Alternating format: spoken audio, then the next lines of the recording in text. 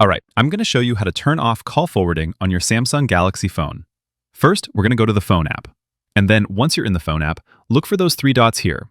Or if you're on a different page within the phone app, those three dots could be positioned slightly differently. But either way, find the dots and tap them. And then we'll go to Settings.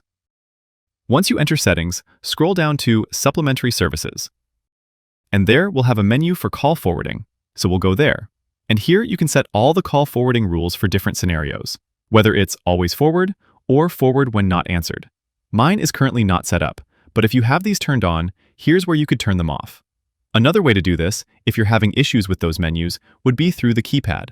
Carriers use certain codes you can dial to instantly wipe out forwarding rules, and the code is slightly different depending on what carrier you have. On T-Mobile, for example, I would dial #002#. When I call that, it's going to give me a confirmation saying that call forwarding is canceled. So, that's another easy way to clear those. Just Google search call forwarding code and your carrier name, and you'll find the exact code that works with your carrier. And that's it.